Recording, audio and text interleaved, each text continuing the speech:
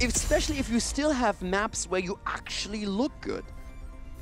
They have, for example, Infernal Shrines where they have 4 wins and 6 losses. So a lot of regular play. And for them in HGC, a very, very decent win ratio compared to their average win rate. And that is also a map, Infernal, where their opponent, Granit Gaming, struggles a bit more. They have 4 games played, 2 wins, 2 losses. But on Volskaya, Granit Gaming has only played a single game, and they won that. So the map picks and bans on Leftover's side are insanely interesting to me here today. They've also left Samuro open. This is a pretty decent Samuro map, Caldor. I have concerns for Leftovers. We just started, and I have several. But let's see what they can do. Maybe they've said they've practiced a lot of maps.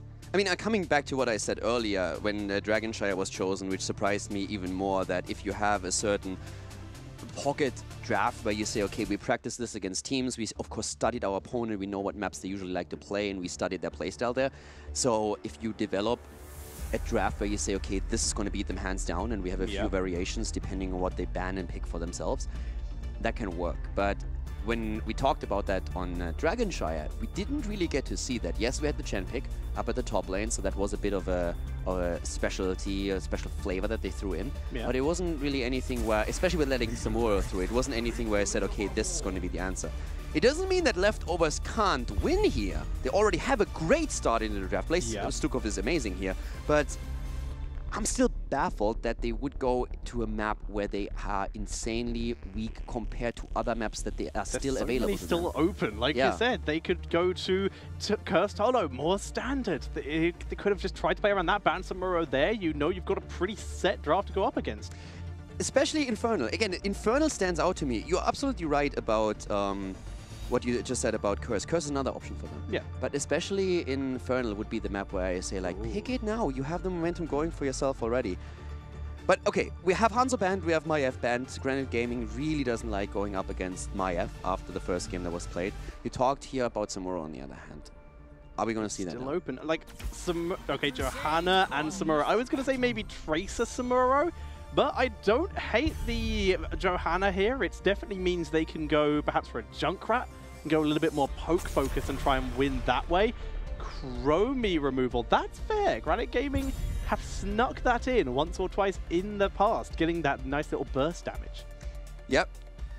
They played 3 times with Chromie, won only 1 of the games with her, but of course it's again map dependent on which map do you really see her a lot, and Volskaya is one of them. Volskaya and Praxis are basically Tomb to an extent, exactly, so there's a few, but now they have to deal with Samuro again, and that didn't go too well the last time that they had to face off against that. So now Granit, it is their ban. Tracer is very sensible. They didn't pick it up themselves. Stukov still good with it.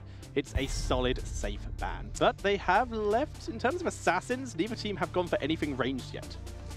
Yeah, also main tanks for Leftovers is still a concern. But yeah, when we're talking about the damage dealer, what exactly is Leftovers going to choose here? This is another good map where with wave clear and everything that you can accomplish around the fight on the control point, Gul'dan, if you want to go for a mage, could of course work out. We have seen a bit of a tendency towards Li Ming as well, simply because the reset mechanics are strong. Genji is still around, so there's a lot of options for Leftovers here when it comes to actual damage output. Arthas is also open. Here comes Genji, and they're going with VTC. Block Party can be pretty decent against Samuro. Arthas, of course, could have gained a lot of stacks, but doesn't have as good hard engage when you have Blaze as your second tank, so ETC makes a lot more sense. Yeah, from HGC teams, I would also not expect Arthas to be seen. He's fallen out of favor a lot. Yeah, very, very heavily. We have seen him back in North America a little bit, but in Europe, Arthas plays a very insignificant role. Yeah, it's basically I counter Illidan or other such melee, and that's about it. Yeah, exactly. So now you have ETC, and that's always our favorite. And in this case, ETC has Blaze to his side, so that mitigates some of the blow-up potential. Yeah, the blow-up potential against ETC that we've seen on the last game, but also in the past. You have an ETC next to you that usually helps you out quite easily with that. So the Stukov, Blaze, ETC setup here definitely can work out for them. ETC is, of course, also threatening that front line very heavily. Again, Lauba is great with that hero.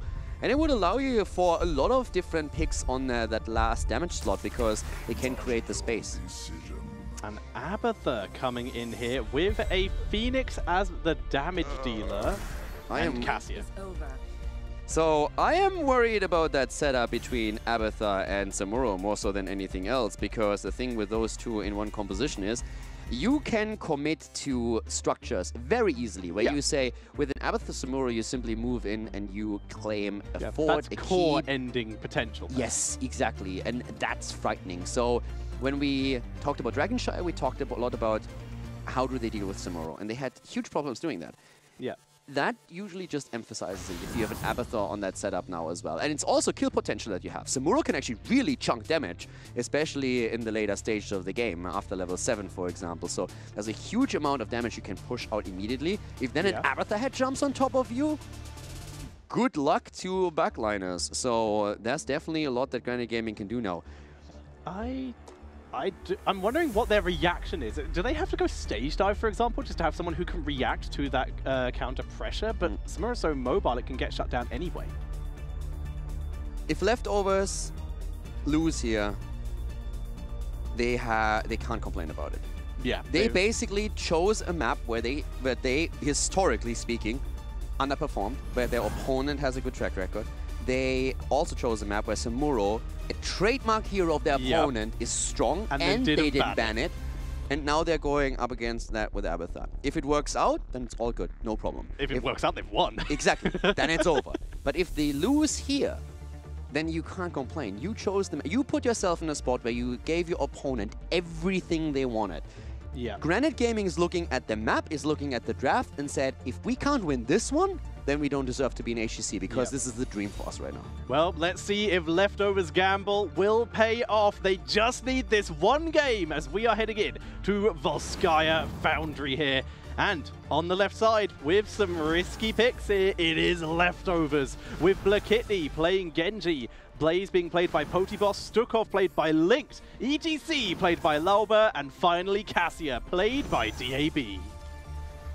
And over to the right side of the map, Ulf on Johanna for Granit Gaming. We have more monkey business with Kirba on Samuro, Knappe on Malfurion, Raid Boss on Abathur, and Phoenix, played by Minecraft. We've mentioned the win rate of Samuro before. Kura on this hero is terrifying. So far in this series, they've won 100% of the games they've played in it as well, so add that to the list as they start to put on pressure. Do Leftovers deal with it this time? Let's find out. 5-1, including the game today. They are 5-1 on Samuro. Wow. So this is going to be another potential.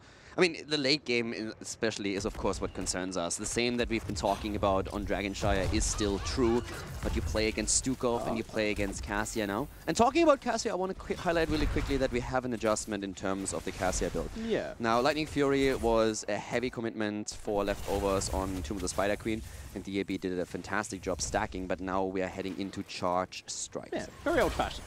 Also, I want to say a bit of an adjustment to the setup that you're running against, of course, but definitely going to be... The bounces in particular are really interesting here against the Samuro setup, so that definitely plays a role here as well. But yeah, I'm curious to see if Kiewa can pull it off again.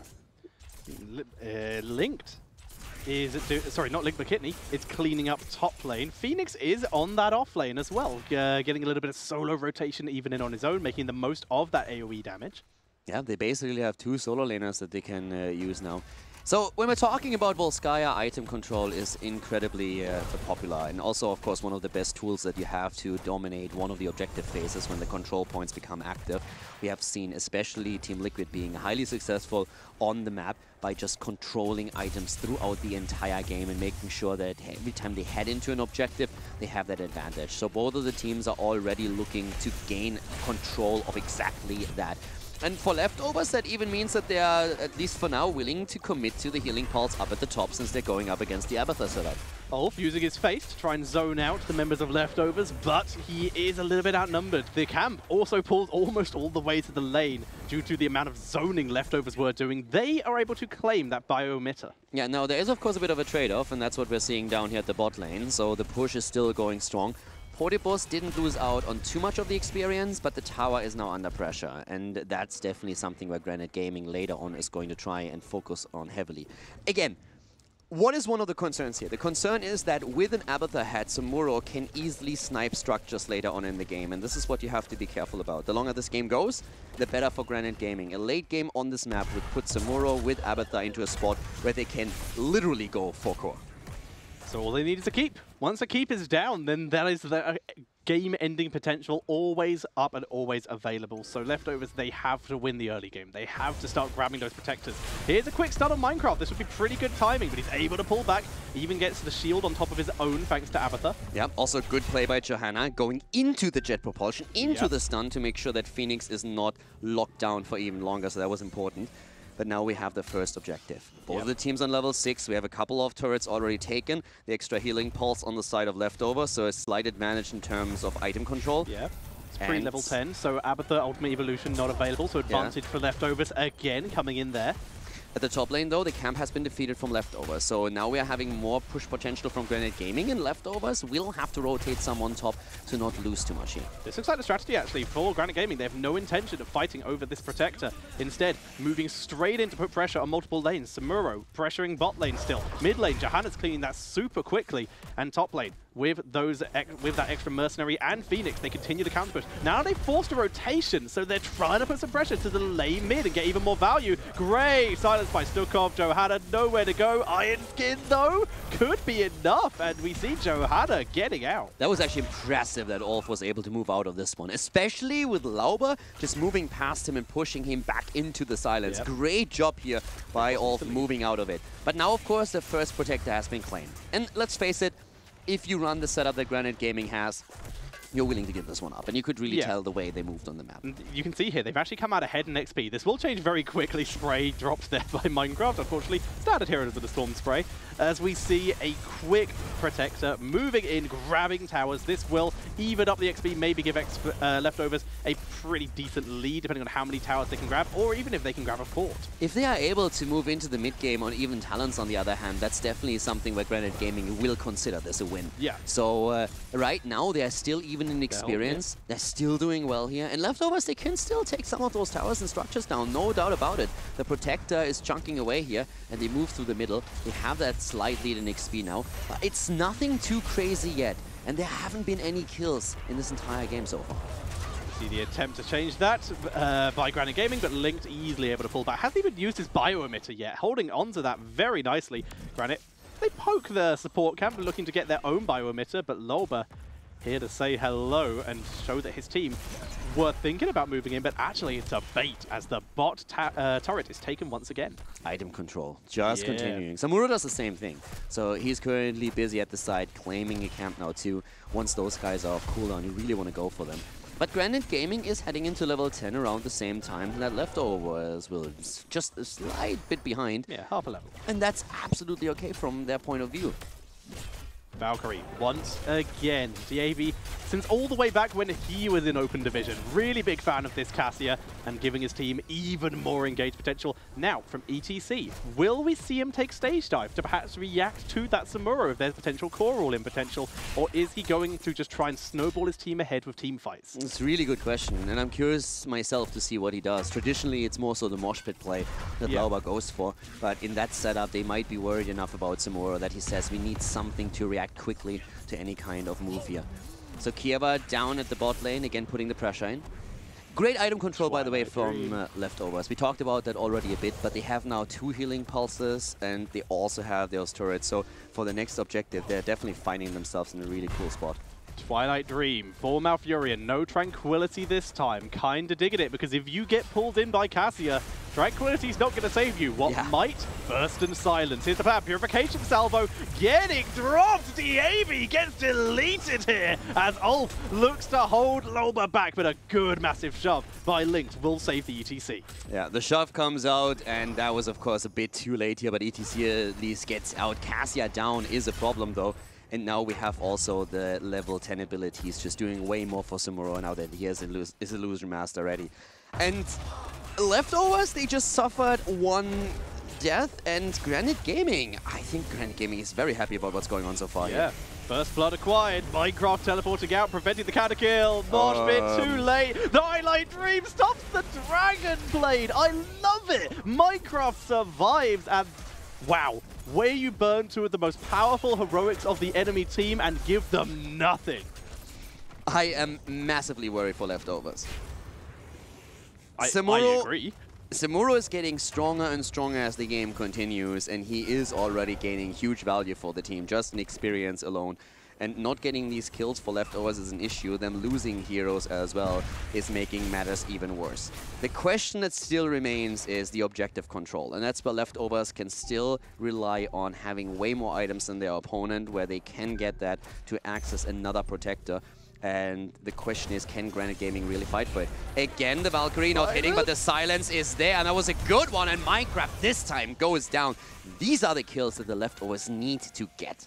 Loba with that face melt interrupting the warp. That is so clutch and such good timing for leftovers as they begin to channel the protector area, and this could be their second of the game. Yeah, and this was an important one. I like this, as I said a second ago, I'm a little bit worried for leftovers, but if they continue to get these kills, if they continue to play that aggression, then that would be a lot better for them. And they're really trying to already pressure Johanna now too. They still have control over the point, so while they look for that second kill, they still have the top control. Now, Samuro is, of course, the X factor here that can always try and get structures, as we said before, with Abathur. And that's continuing. That will become even stronger once that he reaches the late game. But leftovers are trying to win through the objective. Granit Gaming is willing to give that up to play the macro game. Time is pulled. Here comes Abathur onto Johanna to give her a little bit of extra sustain. The Valkyrie lands on Phoenix, but he runs towards the enemies to give himself the best chance of escaping. Gets massive shoved, though, and taken out. Ulf missed his Blessed Shield here. He was trying to go for the Blessed Shield to just buy some time, and that missed. So that was a big problem. Now there's the second protector. But lo and behold, what have we talked about earlier? Structure pressure. That's exactly what we're seeing through Kiev. So they are trying to get those structures down through Samuro, whereas the opposite is true for leftovers. Team fights and winning objectives is more so what path they are trying to use to win this game. And with a second protector, they can now start to set themselves up ahead pretty heavily. Taking the fort at the top lane has given them that experience boost, as we spoke about. Looks like they're looking for mid fort as well, pinging a little bit of damage. Actually misses the jump, runs out of range for the jump. But they want to try and put some pressure on it. If they can get 2 forts out of this, this is good, because Samuro will eventually get bot fort as well. So they want to try and get themselves ahead, not just put themselves in that even position. Getting out of there. Kurwa, too fast. Can't get him. Yeah, nice attempt to get the kill here with the Valkyrie even committed to, but Kiev definitely just smashing his buttons at the right moment in time. Now the pressure play, and Phoenix is down again. Leftovers with a great kill, starting to build that momentum. And level 16 is just about to hit for them. Good play around that second protector. Definitely start to put Granit Gaming into an awkward spot. Second fort taken out, like we said, exactly what they wanted, and it's in the Samuro lane. That's marvelous. Remove his retreat angle. You can have a wonderful time there. The fence is really rough for Granit Gaming, and now they are a level behind. So this is where Abathur and Samuro really need to start and chunk down structures and get the experience back for them. Already the pressure at the top, and it just continues. If you delay the game, if you are able to just buy time, then Kiev is going to become more and more oppressive on Samuro on the map, and eventually is going to start to take down forts, which will deliver a huge chunk of experience, and he will start to attack keeps. The question just simply is, can you buy that time? Because leftovers are currently doing all they can to snowball this game a bit and pressure Granit Gaming, while Samuro is still not quite as oppressive as he can be when he, for example, reaches level 20. Yeah, Samuro is the factor here, and as long as they can get a lead, we talked about this before, if they get a lead, they can maybe win this. If they fall behind and lose a keep, it's probably game over as we see it. The finally fort taken down by Samuro, but he's so far away from getting a second that the lead is still way in Leftovers' favor. It's a little bit reminiscent from the old Asmodan style that we had in 2016, 2015, where with Asmodan and Taste for Blood, you were always trying to survive the early game so that later on in the match you have enough damage built up on him so that you can just like clear everything out and start winning the game. This is a bit of a similar dynamic that we have. A weaker early game that you're willing to accept, where you're accepting that you don't win the Protector, and then later on in the game you're all of a sudden trying to ramp up. And that's what we're seeing up here to the top again. More pressure against the second fort. And as you said, you're absolutely right. The experience is still on Leftover side, but Granit Gaming now has at least the same talent as their opponent. Mr. Cowdell, might I draw your attention to Exhibit A, Locust Brood from Exhibit Abathur. They need a keep. So they go for push potential without the sieging locusts, without the exploding locusts. This is unusual, to say the minimum. I haven't seen that talent in competitive play in Europe in ages. So it was an old school build where you on 1, 4, and 16 really try to heavily commit to Locust, but that has already, like after a while, Blizzard just realized, okay, this is a bit too easy and too strong, so they started to reduce damage and hit points. But the 16 talent can still be powerful. But it also means that in order to get value, Abathur has to move out far onto the map. Yeah, that's true. But to be fair, the map is being pretty pushed up by Samuro, especially in his top lane. He's looking for another fort here. ETC and the rest of his team coming in to clean out the minions here. This will save top 4 for the moment. And right now, the question is, which lane's Abathur going to push? It can't really be bot lane, because that's where the objective is. He will die. So top lane might be the lane to push here, or maybe just focus on mid lane, the one where the fort is the healthiest. Yeah, and so he's already going for it again. So Blaze is Blaze is having a horrible game because Blaze is basically the janitor that has to clean up copies and locusts. That's what's going on here now. Rip fort. And Polyboss is not going to have a lot of fun with this. But there's the second fort that goes down. So Abathur and Samuro are getting more value. The problem is, you still are now in a setup where those protectors are becoming stronger and stronger and stronger. And you need to eventually just face the music here. And that's going to be the big question. Can they? This is a tier 2 lane. If they move in with the protector now, they can either go for the fort if they want to play it safe, but with Samuro on the map, you might as well just go aggro and open up a win condition for yourself and just move in for the keep in the bot lane. So this is an opportunity for leftovers as Stukov slowly channels up that protector.